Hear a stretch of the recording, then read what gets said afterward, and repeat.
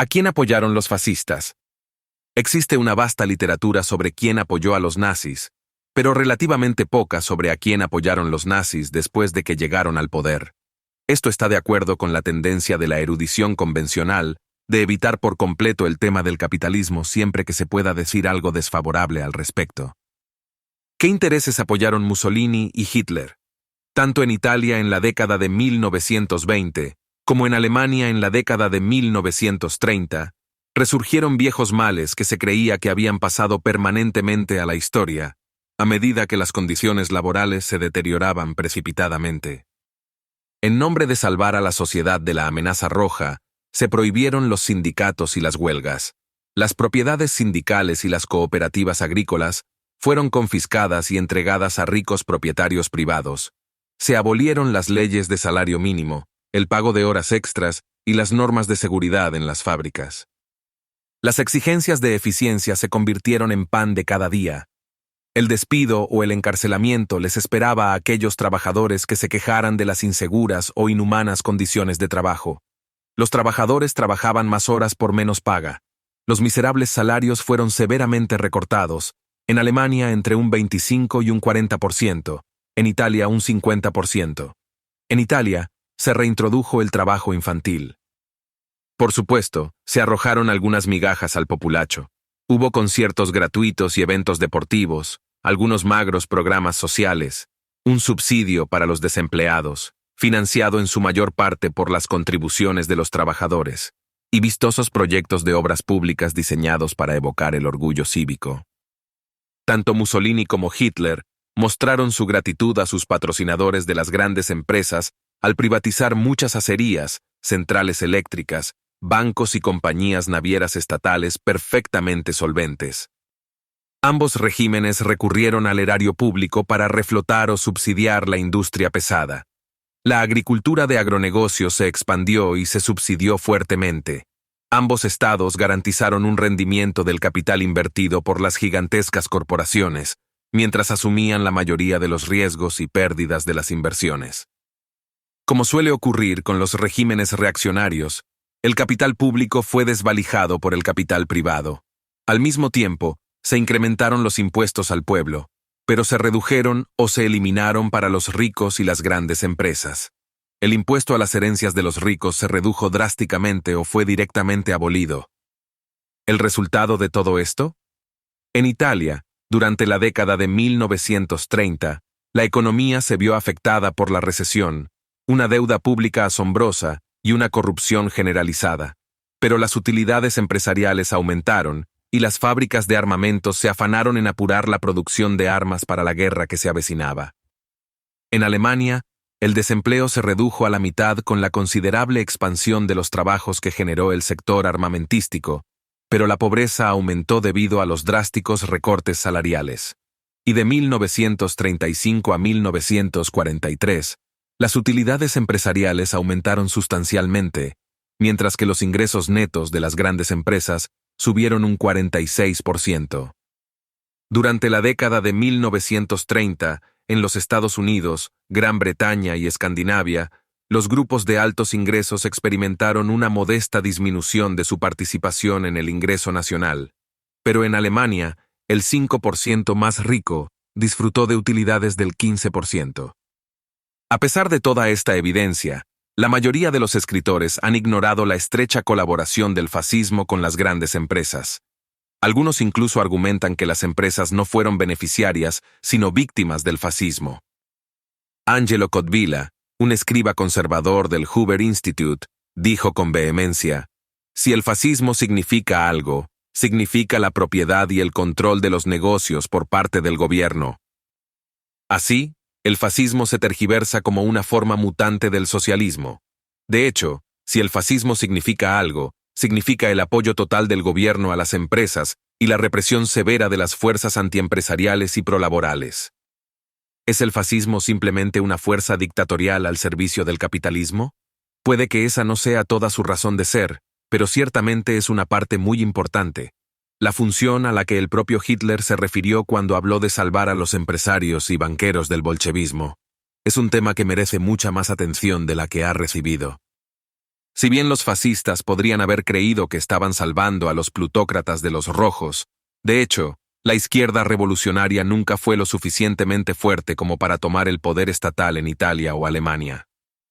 Las fuerzas populares, sin embargo, fueron lo suficientemente fuertes como para reducir las tasas de ganancia e interferir con el proceso de acumulación de capital. Esto frustró los intentos del capitalismo de resolver sus contradicciones internas, trasladando cada vez más sus costos a las espaldas de la población trabajadora. Con revolución o sin revolución, esta resistencia obrera democrática era problemática para los intereses de los acaudalados. Además de servir a los capitalistas, los líderes fascistas se sirvieron a sí mismos, obteniendo dinero en cada oportunidad. Su codicia personal y su lealtad de clase eran dos caras de la misma moneda. Mussolini y sus cohortes vivían lujosamente, retosando dentro de los círculos más altos entre ricos y aristócratas.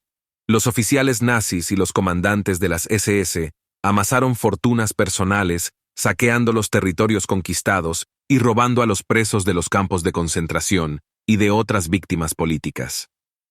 Se acumuló vastas cantidades de riqueza a través de negocios secretos bien conectados, además de la subcontratación de mano de obra esclava de los campos de concentración a empresas industriales como IG Farben y Krupp.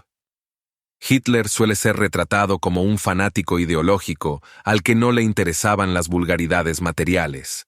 De hecho, acumuló una inmensa fortuna, gran parte de ella de formas cuestionables.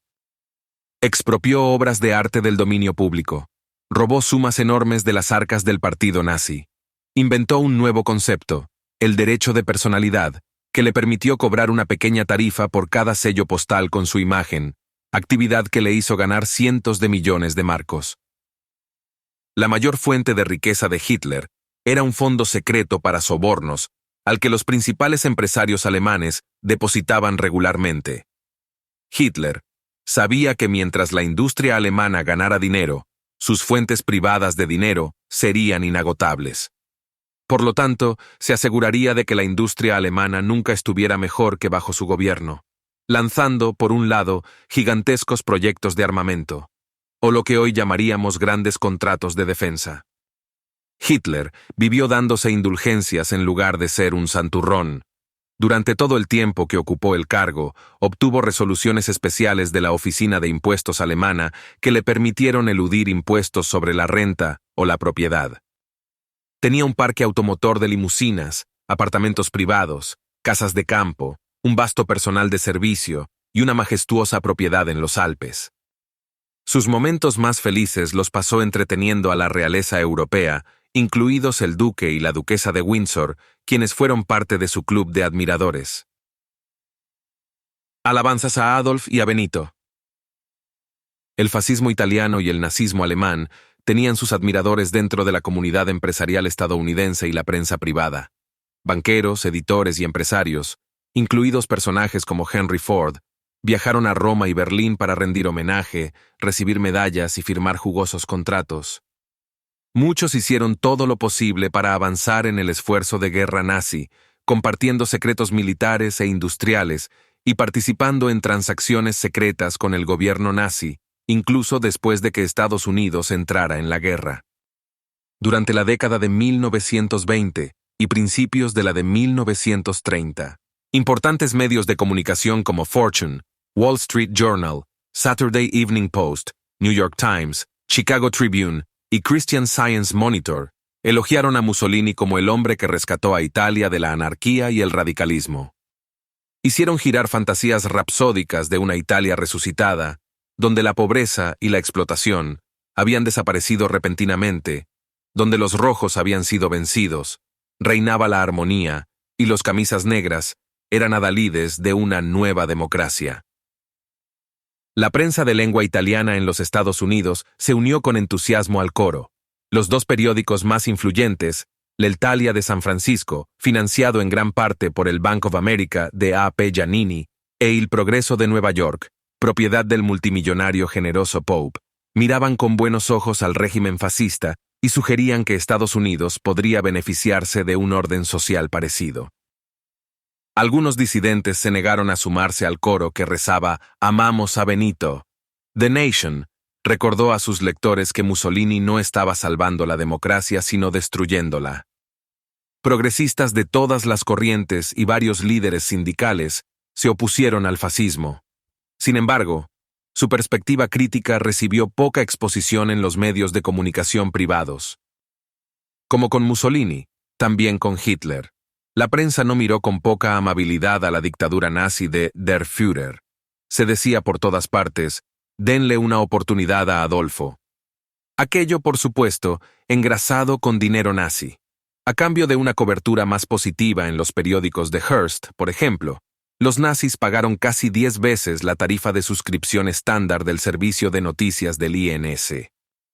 A cambio, William Randolph Hearst instruyó a sus corresponsales en Alemania para que presentaran informes amistosos sobre el régimen de Hitler. Los que se negaron fueron transferidos o despedidos. Los periódicos de Hearst incluso abrieron la sección de opinión a destacados líderes nazis como Alfred Rosenberg y Hermann Göring.